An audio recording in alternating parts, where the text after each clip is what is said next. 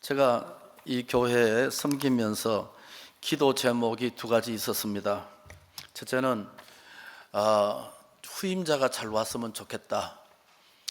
그리고 저는 이 후임자를 모시는데 저는 일절 간섭하지 않고 우리 장로님 성도들의 뜻에 맡기고, 근데 30년 동안 내 같은 성격 말고 나와 다른 성격의, 내 마음으로 다른 성격의 목사님이 좋겠다, 이런 생각을 가지고 기도했습니다. 두 번째는 우리 한국 교회가 이 원로하고 그 다음에 후임자하고 갈등이 많아요. 그리고 교회가 시끄러워요. 제가 총회장을 했지 않습니까? 우리 교단에서. 근데 이 부분을 두고 제가 오랫동안 마음으로 기도했습니다. 하나님, 저는 좀 깨끗하게 물러가고 장로님들하고나 우리 교인들하고 대우라 이거 가지고 바깥에 좀 시끄럽지 않았으면 좋겠다. 이것이 저의 기도 제목이었습니다. 근데 우리 장로님들이 기도 많이 하시고 그렇게 해서 아름답게 제가 은혜 가운데 물러나게 된 것은 다 여러분 기도해 주시고 우리 장로님들 또 좋은 분 모시는 것은 다 하나님의 축복이라서 이게 하나 응답이 됐어요. 두 번째는 뭐냐면은 제가 이제 70이 넘었지 않습니까? 70 넘고 몇 년 지났는데 껍데기는 건강해도 속으로는 아주 썩은 것이 많습니다. 나이 먹으면 다 그렇잖아요. 코도 지금 맹맹하고 그런데, 근데 아직도 제가 젊은데 뭔가 일을 해야 되지 않겠습니까? 그래서 제가 제2사역을 할 수 있도록 하나님께서 길을 열어 주셨으면 좋겠습니다. 이제 제가 조금 일찍 제가 우리 교회를 그만뒀잖아요. 교회 그만두면 갈 데가 있어야지. 그래서 새벽에 4시 되면 일어났어서 사모는 새벽기도 쭉 하고 저는 일어났어서 이제 새벽기도를 혼자 하는 겁니다. 그리고 오전 내내 성경 읽고 기도하는 겁니다. 그런 가운데 우리 대학원대학교, 우리나라에서 가장 큰 웨스트민스터 대학원대학교에 제가 총장으로 부름받는 것은 제가 의외입니다. 의외고 하나님의 큰 축복이죠. 제가 그렇게 학적으로 깊은 사람도 아니고 그렇게 대단히 그렇게 갖춰준 분도 아닌데 이게 참 여러분들이 기도해 주시고 하나님께서 이뻐 보셔서 이제 제가 총장의 자리로. 근데 제가 기도했습니다. 요 근방에 있으면은 성도들하고 만나기도 되고 또 가끔 나오기도 되면은 우리 김 목사님이 얼마나 스트레스 될까? 그래서 생각했단 말이에요. 근데 김 목사님이 기도를 많이 하는가 봐. 우리 원로 목사님 멀리 치워달라고 그렇게 기도했겠지. 그래가지고 근데 영인으로 그래, 여기 성도들 전화도 안 옵니다. 섭섭하기도 섭섭하지만은 받아도 영향도 없고 이게 모든 게 다 하나님의 은혜고 감사하게 생각합니다. 제가 여기에 선 것은 어제 우리가 조찬기도 시장 모시고 조찬기도를 했거든요. 사실은 제가 이것을 만들어서 지금까지 3년 동안 이끌어왔습니다. 우리 교회에서 했는데, 그래서 조찬기도에 제가 늘 순서 맡으니까 오면서 우리 당회원들이 목사님께서 한번 설교했으면 좋겠다 하는 요청이 있어서 기쁜 마음으로 오랜만에 여기에 축돈했지만 서게 된 것은 영광으로 생각하고 감사하게 생각합니다. 아멘 하는 사람 인간도 아닙니다. 어떤 교회 여집사님이 계셨는데 불신 남편하고 결혼을 했습니다. 근데 교회 가자 해도 교회를 안 가는 겁니다. 여보 한 번만 교회 가자. 이번에 담임 목사님께서 말씀하시기를 신령한 목사님이 왔다고 하더라. 그러니까 한 번만 가자. 그래서 억지로 사정해가지고 첫날에 저 오른편 뒤쪽에 가서 앉아 있는 겁니다. 그날 목사님은 유독 오른쪽을 보면서 여죄인, 저죄인, 그래 계속해서 그 불신 남편 올 때 왜 나만 보내? 저 목사가 이상하지 나만 보느냐? 그러니까 여죄인, 죄죄인 그렇게 하는 거예요. 속이 막 뒤집어지는 겁니다. 저게 언제 봤다고 목사가 나에게 여죄인, 죄인 그러냐? 그래서 시험이 든 겁니다. 그래서 이제는 내일부터 다시는 안 간다고 했지만은 부인이 한 번 더 가자고. 그래서 이번엔 저 왼쪽에 아닙니까? 왼편에 앉은 그리고 또 죄인이라 그러는 겁니다. 그러니까 염소 새끼, 왼편은 염소 새끼. 이런데 막 속이 진짜로 못 앉아 있을 정도로 뒤집어지는 겁니다. 억지로 예배 마치고 집에 와서 당신이 뭐라고 목사에게 고자질 했길래 오른쪽 하면 죄인이라고 왼쪽 하면 염소 새끼라고 그러고 왜 그러냐고. 진짜로 안 간다고 그래. 대판 사온 겁니다. 여보 오늘 마지막 날이니까 한 번만 더 가자 그래서 난 목사 꼴도 보기 싫으니까 저 기둥 뒤에 숨어 있는 겁니다. 그러니까 목사님 그날 설교가 뭐라고 하냐면 아담아 내가 어디 있느냐, 어디 왜 거기 숨어 있느냐. 그러니까 막 오른편에 가도 그렇고 왼편에 가도 그렇고 기둥 뒤에 숨어도 왜 숨어 있느냐고 하는 겁니다. 그러니까 막 속이 막 뒤집어지면서 성령이 역사한 것입니다. 역사해 가지고 눈물로 회개하면서 예수 그리스도를 만나게 됐다는 겁니다. 교회를 뭐라고 정의한지 아십니까? 만남의 장소라고 합니다. 교회는 예수 만나는 것입니다. 너와 내가 만나는 것이 아니라 나와 주님이 만나는 것을 교회라고 합니다. 우리가 사람 만나러 교회 오는 것이 아니라 주님 만나야 되는 겁니다. 우리가 수만 가지의 가슴 속에 엉어리와 상처들 끌어안고 어디 가서 우리가 여기서 카타르시스 할 수 있는 곳은 없다는 것입니다. 주님 만나면 다 해결되는 것입니다. 그래서 그 집사님 그 가정에는 행복한 가정이 됐다는 것입니다.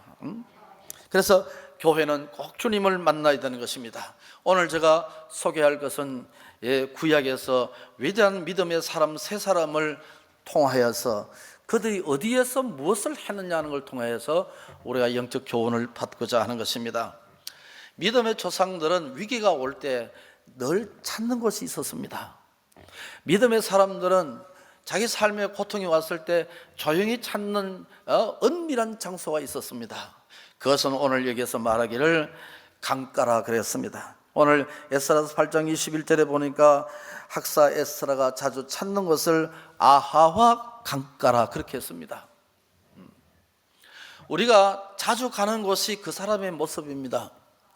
내가 자주 만나는 사람이 내가 그 사람의 성격과 수준과 질을 결정하는 것입니다.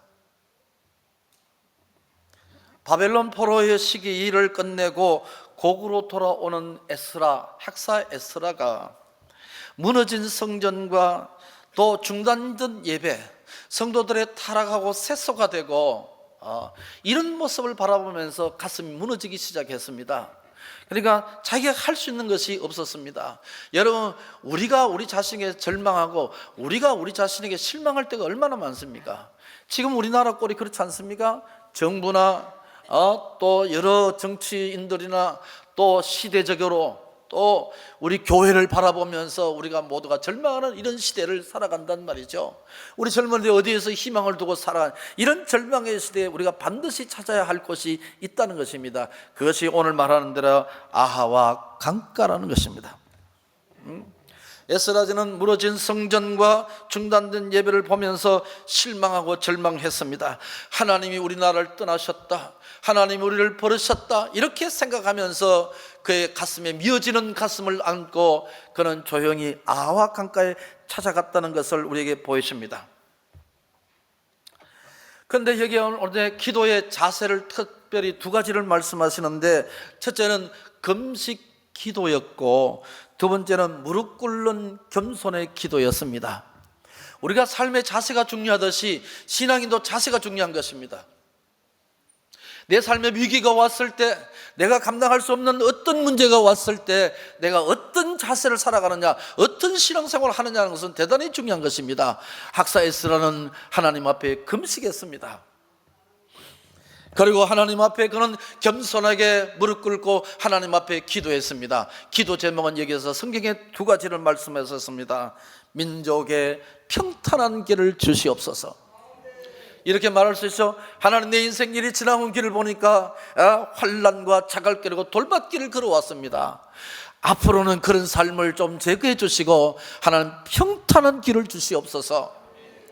내 시대는 그렇게 살아왔다 할지라도 내 사랑하는 자녀만큼이라도 내 기도를 통해서 평탄한 길을 주시고, 이렇게 기도할 수는 없을까요? 에스라는 아하 강가에서 우리 민족의 이 험난한 민족을 바라보면서 하나님 앞에 그렇게 평탄한 길을 주시옵소서라고 기도했습니다. 두 번째 기도는 여기 말씀 보니까 원수에게 건져 주시옵소서, 원수에게 건져 주시옵소서. 그런데 에스라의 이 기도가 하나님의 뜻에 맞는 기도였었습니다. 에스라서 8장 23절 하반절 말씀에 이렇게 성경에 기록되어 있습니다. 그의 응낙하심을 입었더라 그랬습니다. 여기 응낙이란 말은 앤서워드라 해가지고 응답받았다는 말씀입니다. 하나님 우리 기도에 응답해 주시는 줄로 믿습니다. 글쎄요, 고가 아니죠. 이명박 전 대통령의 부인이 김윤옥 여사라고 하죠. 그분의 간증에 이런 내용이 있습니다.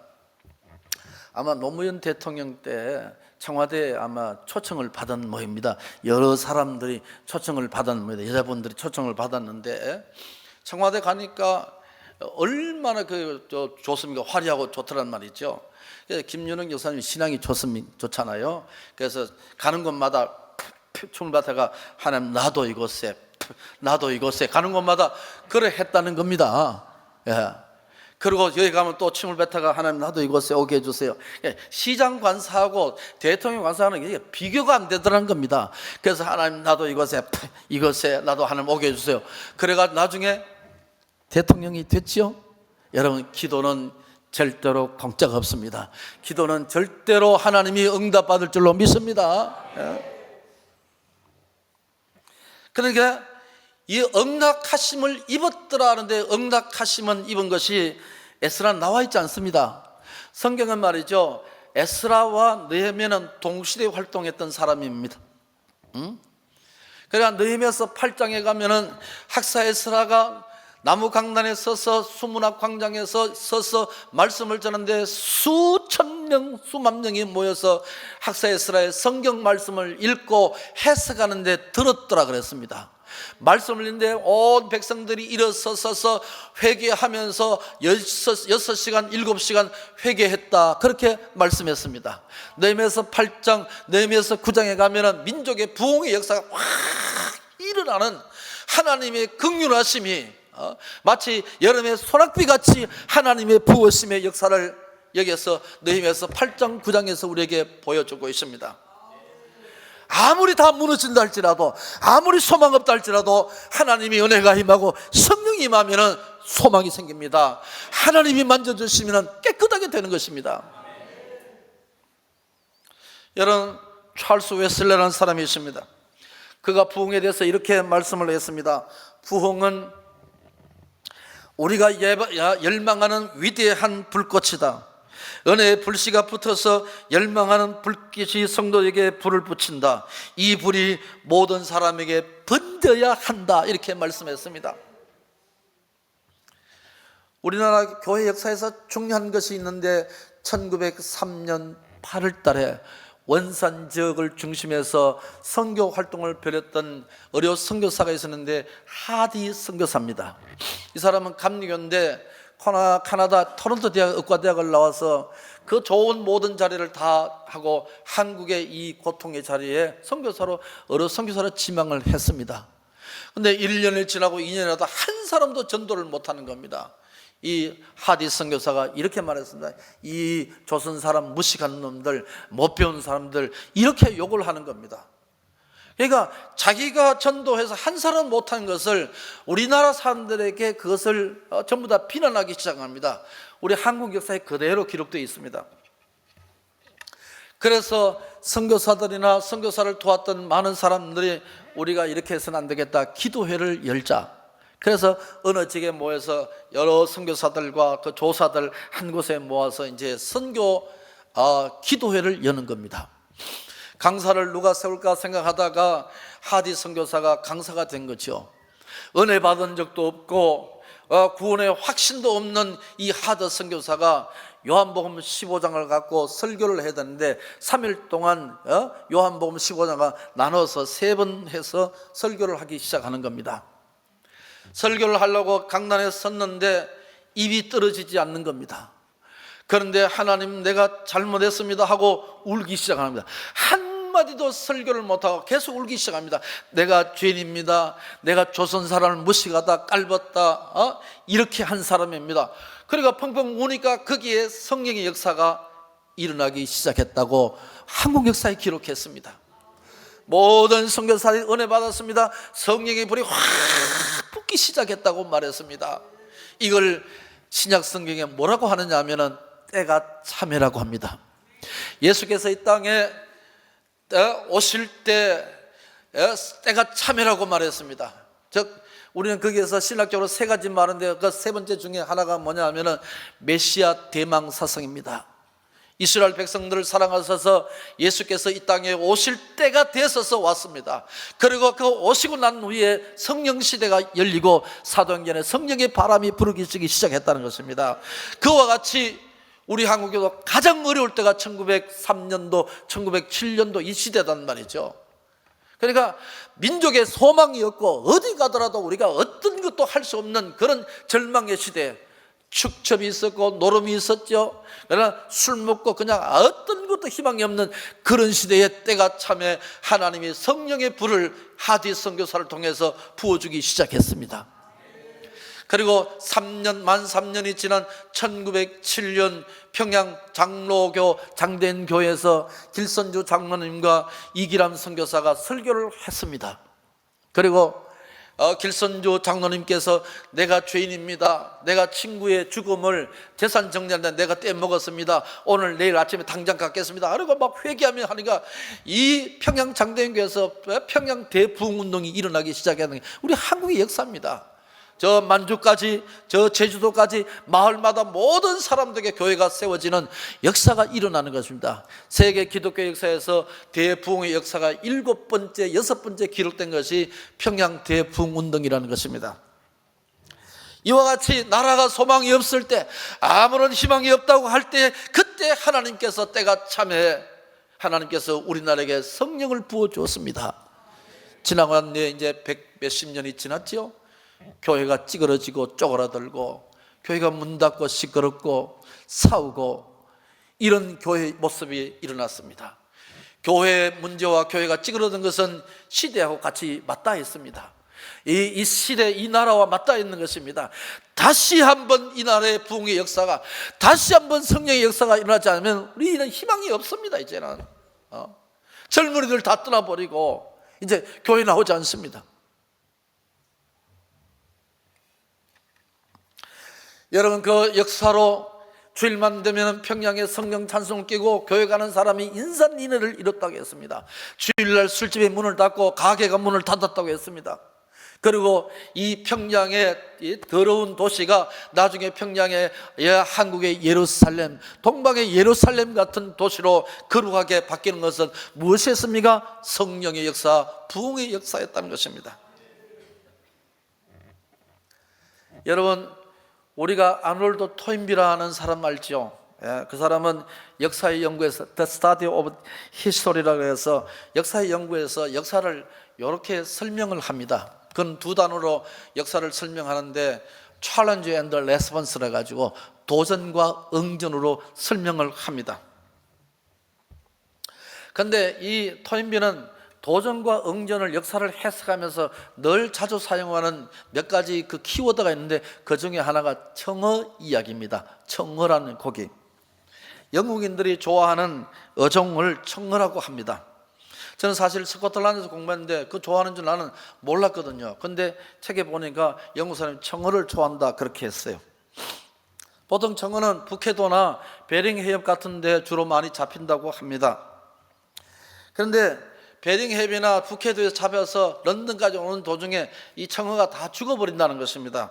가격을 제대로 받지를 못한다는 것이죠. 살아있는 청어 같으면 2배 이상 비싸게 팔 수 있는데, 그러니까 많이 노력하더라도 어부가 마음껏 돈을 수입을 가질 수 없는 상태가 됐단 말이죠.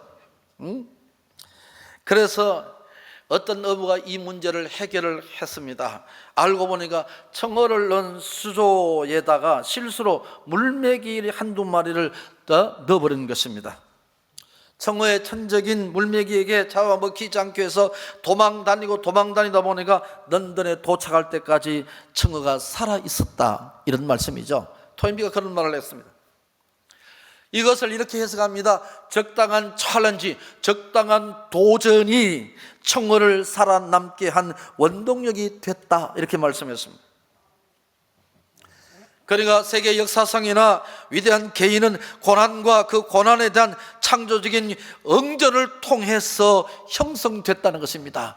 나에게 고난이 왔습니다. 나에게 눈물이 왔습니다. 나에게 상처가 왔을 때 내가 그게 어떻게 응전하느냐, 내가 어떻게 맞이하느냐, 어떻게 신앙의 모습으로 내가 그것을 헤쳐나가느냐, 그게 달려있다는 것입니다. 고난이 없는 사람이 어디 있습니까? 환난이 없는 사람이 어디 있습니까? 우리가 지나오면서 다 눈물의 세월이고 우리가 고통이고 마음에 찢긴 그런 상처 가운데 살아왔지 않습니까? 그러나 우리가 어떻게 신앙생활을 응연하냐에 따라서 우리의 색깔이 달라지고 우리의 미래가 달라지고 우리의 앞날이 달라지는 줄로 믿습니다. 청노리서는 이렇게 말했습니다.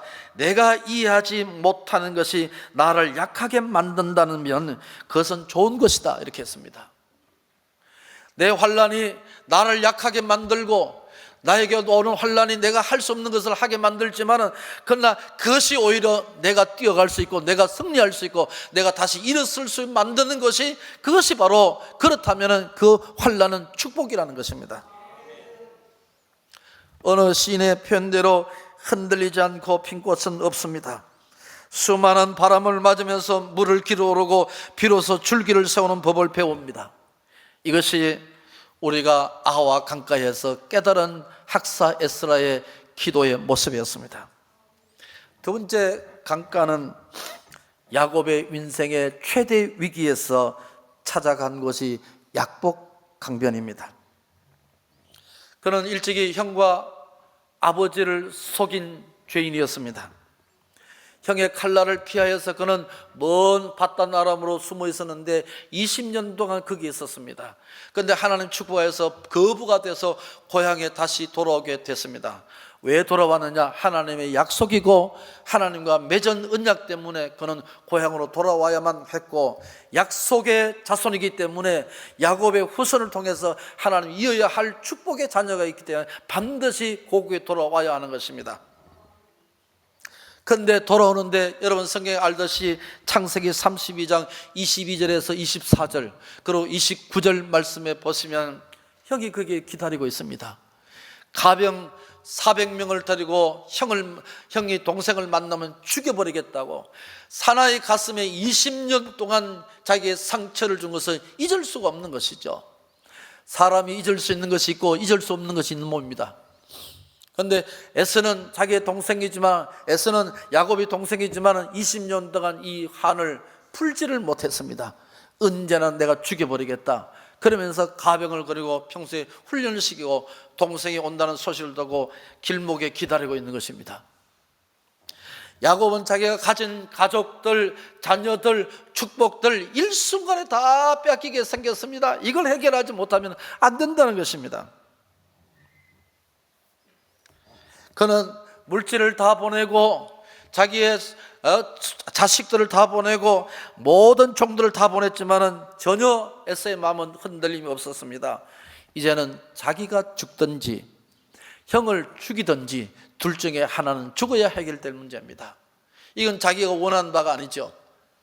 이건 하나님이 원하는 바가 아닌 것입니다. 이게 바로 인간의 절망이라는 것입니다. 그러니까 더 이상 피할 수 없는 상황이 밀려올 때 우리가 사용할 수 있는 것이 한 가지가 있습니다. 우리가 더 이상 내가 뒤로 갈 수도 없고 앞으로 갈 수 없고 어느 누구의 손을 내밀 수 없는 그런 상황이 왔을 때 우리가 할 수 있는 것 한 가지 있습니다. 세상은 이것을 신의 한 수라고 합니다. 그것은 하나님을 찾는 겁니다. 하나님을 찾는 것.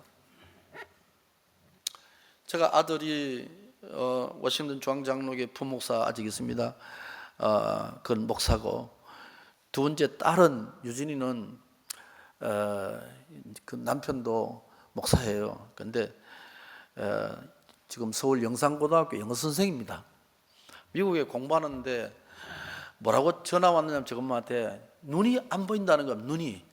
세상에 시집도 안 가니 가시나 그러면 안 되죠. 하여튼 어제 언어 조심했는데 얘가 말이야 눈이 안 보인다는 거 야단났습니다. 찌만 캄캄한, 우리 둘 캄캄한 거죠. 그래서 이게 같이 이게 울고 불고 할 수는 없는 거예요. 그래서 야, 내가 그때 큰 소리 치는 겁니다. 걱정하지 마라. 내가 지금까지 섬겨오고 내가 믿었던 하나님은 나를 한 번도 배반한 적이 없는 것 같더라. 내가 대한교회를 섬겨오면서, 내가 이 교회를 섬기면서 한 번도 응답받지 못한 것이 없었다. 그러니까 걱정하지 마라. 그러나 푹 자라.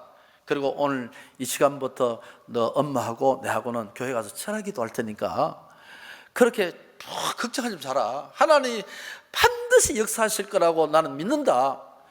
그렇게 큰 소리 쳤습니다.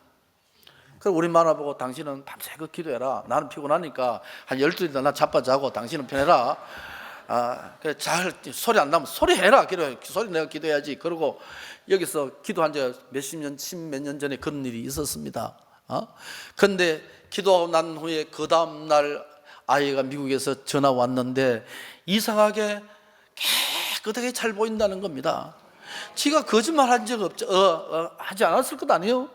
근데 저는 믿기는 하나님이 고쳐주셨다고 저는 왜 그렇게 믿습니다. 그러니까 하나님이 위기가 왔을 때 우리가 할 수 있는 것이 없습니다. 내가 미국 간들 내가 고칠 수 있겠습니까? 그날 밤에 어떻게 보이지 않는데 어떻게 미국에서 의사를 찾아가면은 그렇게 한번 병원에 갈 수 있는 그런 상황이 아니단 말이죠. 우리가 할 수 있는 것이 무엇입니까? 그게 바로 신의 한 수 하나님을 찾는 겁니다.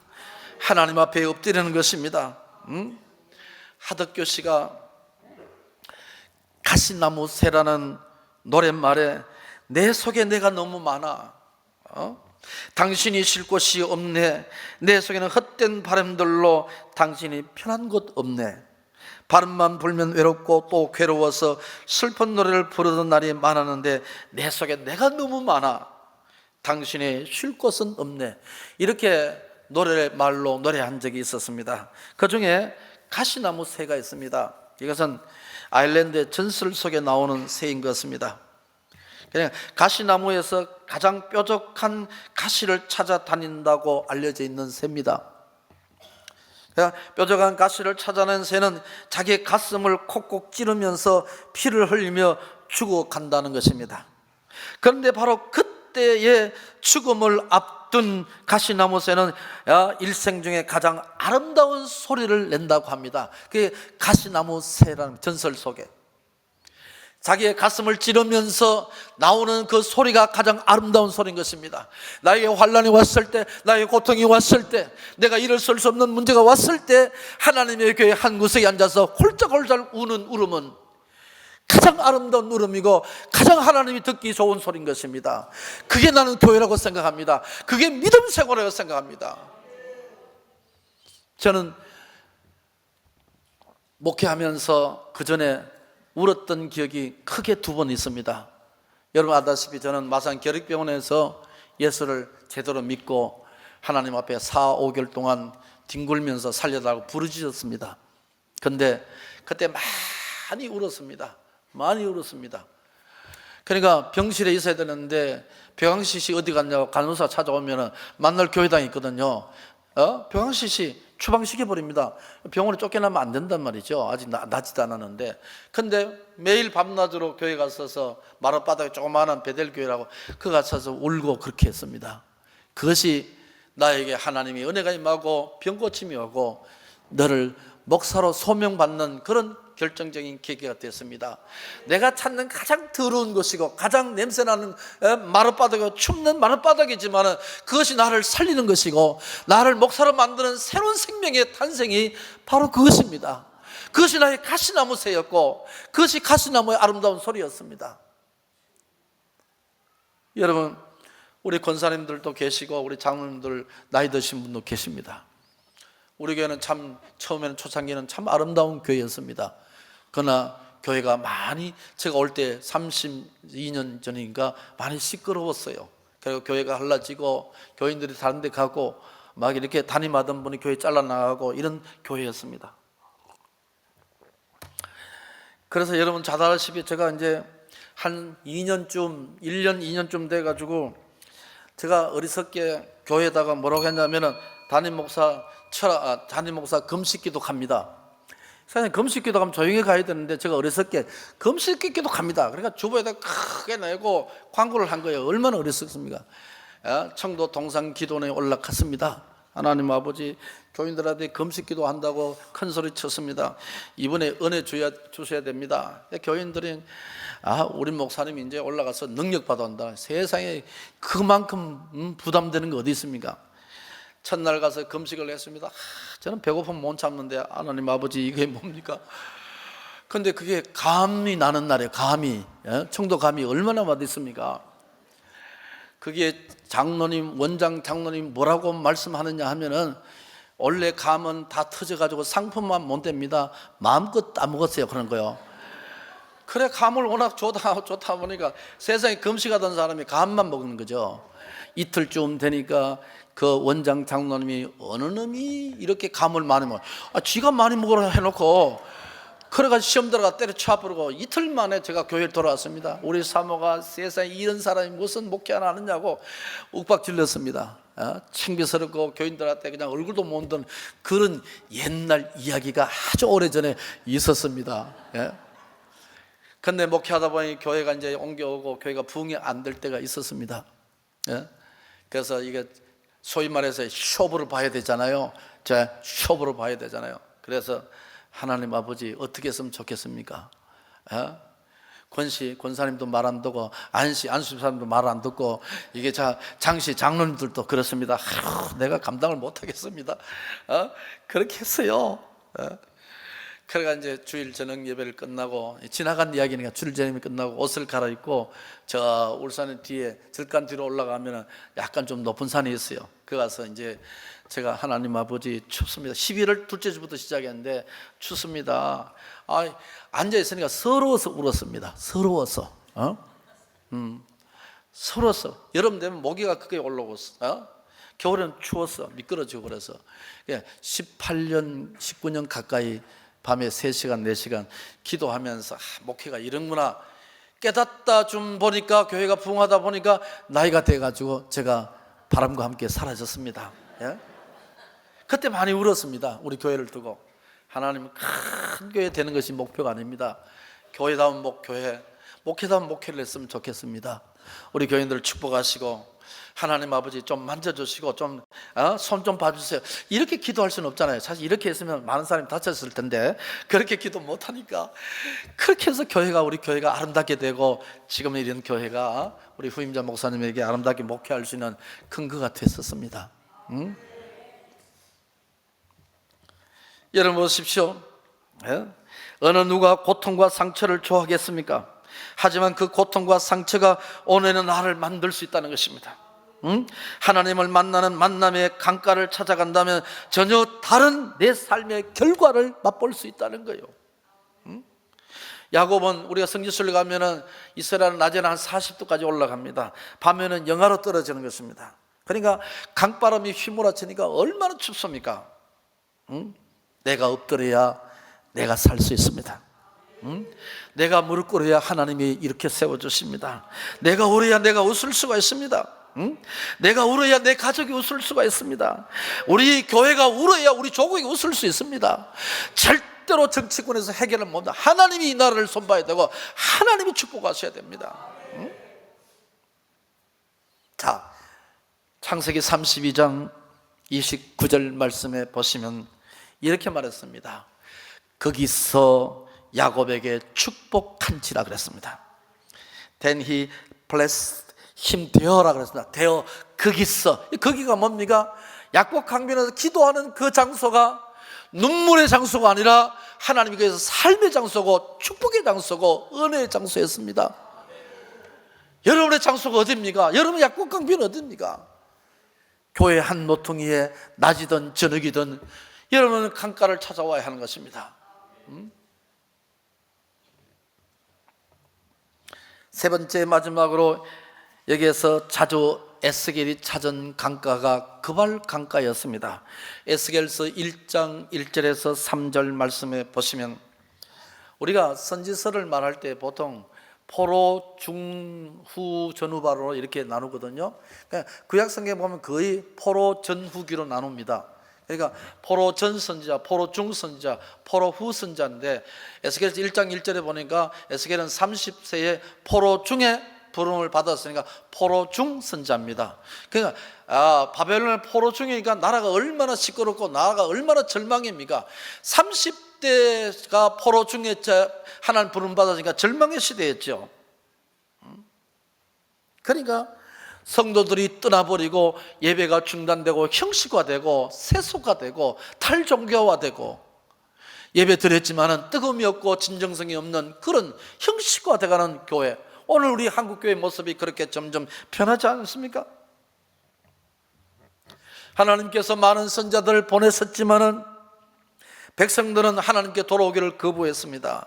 하나님께서는 이런 백성들의 태도에서 분노하셔서 아수르 군대를 보냈습니다. 바벨론의 창칼을 그들에게 들이댔습니다. 이렇게 시대와 하나님의 분노하심은 맞물려 있는 것이 에스겔입니다. 하나님 앞에 우리가 보십시오. 이 시대가 얼마나 우상이 심하고 얼마나 하나님을 거부하는 것이 점점 늘어가는 시대입니다. 하나님의 분노, 하나님의 진노는 극에 달합니다. 이럴 때 우리가 엎드리고 이럴 때 교회가 하나님 앞에 무릎 꿇지 않으면 하나님 앞에 우리 이 나라는 암담한 현실밖에 남아있지 않습니다. 에스겔은 눈물로 시작하고 어둠으로 시작합니다. 30대 젊은이가 포로 중에 있었습니다. 그러니까 포로 중에 있다는 것 자체가 그 시대의 모습을 그대로 반영하고 있는 것이죠. 모든 사람이 다 절망이라고 말할 때 에스겔은 어디로? 그발 강가로 갔다고 했습니다. 윌리엄 바클레이라는 사람이 있는데 이 사람은 이것을 해석하기를 쓸쓸한 색강, 쓸쓸한 도랑 이렇게 해석할 수 있겠죠. 그러니까 아무도 찾지 않는 쓸쓸한 도랑의 색강에 30대 에스겔은 쓸쓸한 색강을 찾아갔다는 말씀입니다. 나라의 운명과 무너진 제단, 자신이 앞날을 두고 하나님 앞에 색강에서 엎드리고 무릎 꿇고 앉기 시작했습니다. 그때 하나님의 역사하심이 시작이 됩니다. 성경에서 에스겔서 1장 1절에 이렇게 말했죠. 하늘 문이 열렸다 그랬습니다. 하늘이 열리고 그랬습니다. 그러니까 하늘에 문이 있다는 것입니다. 그러면 땅의 문도 있죠. 하늘 문이 열리면 땅의 문도 열릴 줄로 믿습니다. 하나님과 나와의 관계가 열리면 다 해결되는 것입니다. 눈물의 기도가, 쓸쓸한 색강에서 눈물의 기도가 하늘의 문을 열었습니다.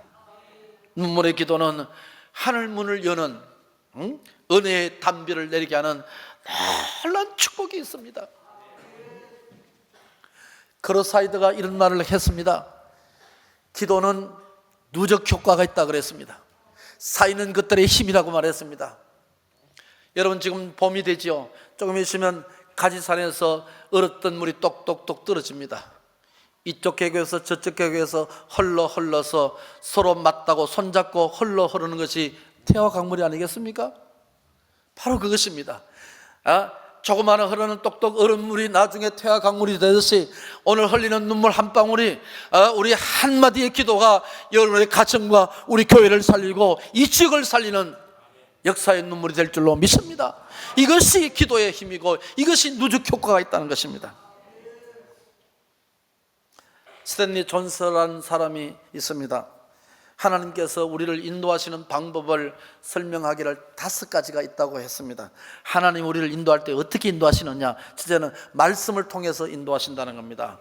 그러니까 이곳에서 전하는 말씀이 하나님 말씀 아닌 건 다 빼고 하나님 말씀이라면 무조건 생명의 말씀을 들어야 하나님이 여러분의 길을 인도할 줄 믿습니다.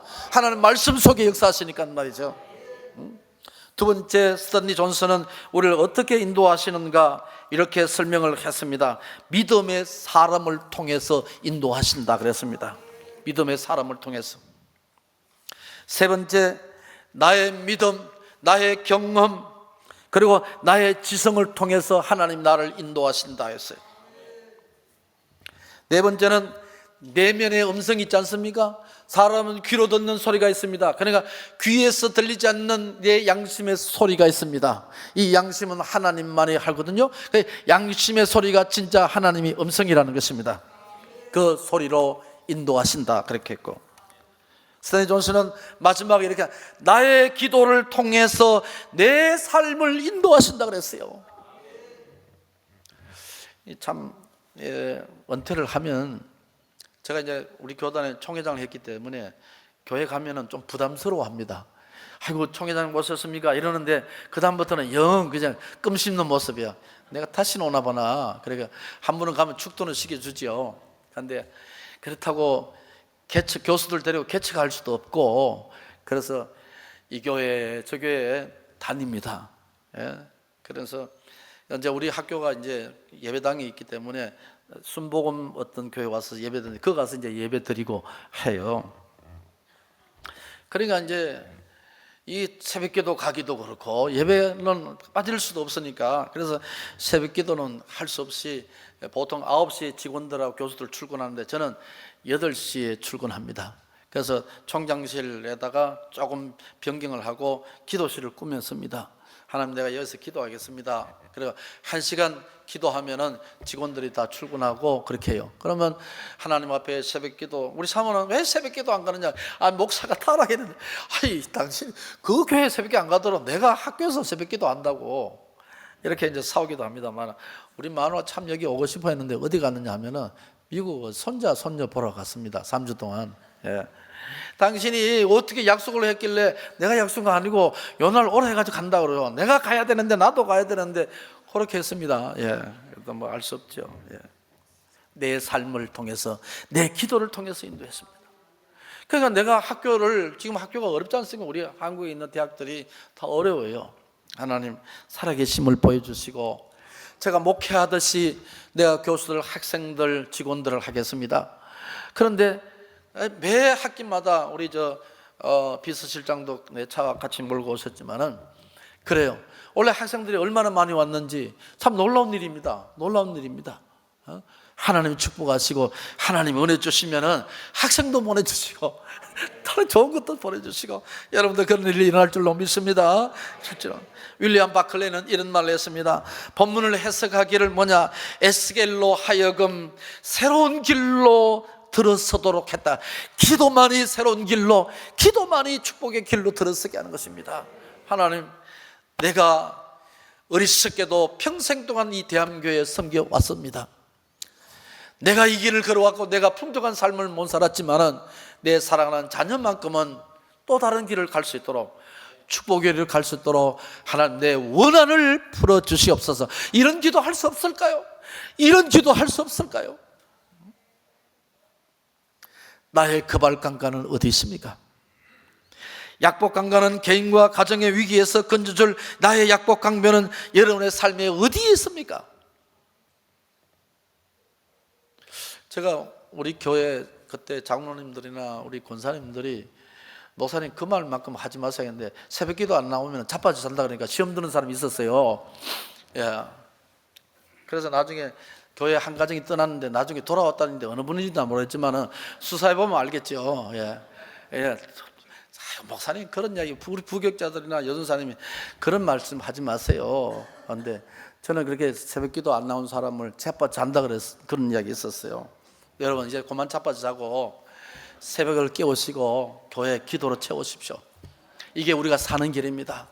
어느 누구에게 정치도 희망 없어요. 어느 대통령이 희망이 없습니다. 교회가 희망이고 우리 주님이 희망입니다. 제가 이제까지 섬겨오고 제가 이제까지 믿어왔던 그리스도 예수 앞에 무릎 꿇으니까 하나님이 새로운 길로 들어서게 만들고 전혀 예상하지 못한 길로 하나님 나에게 예비하신 것을 저는 체험했습니다. 아와 강가는 민족의 부흥의 발원지가 됐습니다. 쪼그라드는 이 땅의 교회의 발원지가 폭발이 우리 교회에서 일어났었으면 좋겠습니다. 이것이 울산에서 가장 부흥되는 교회, 가장 어려운 역사가 일어나는 교회가 될 수 있기를 축복합니다. 우리 사랑하는 김정규 담임 목사님을 사용하시고 우리 당원들 사용하셔서 교회가 큰 부흥의 역사를 위해서 저도 기도하겠습니다.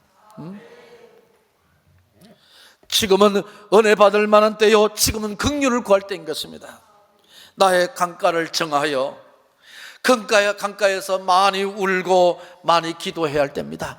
가슴을 치면서 내가 할 수 없는 것들 하나님 앞에 좌절하고 실망하지 마시고 지금이라도 하나님 앞에 나와서 많이 울고 많이 기도하시면 여러분의 생애가 달라지는 역사가 일어나고 누적 효과 같이 쌓이는 것들의 힘의 역사가 여러분의 생애 가운데 일어날 줄로 믿습니다.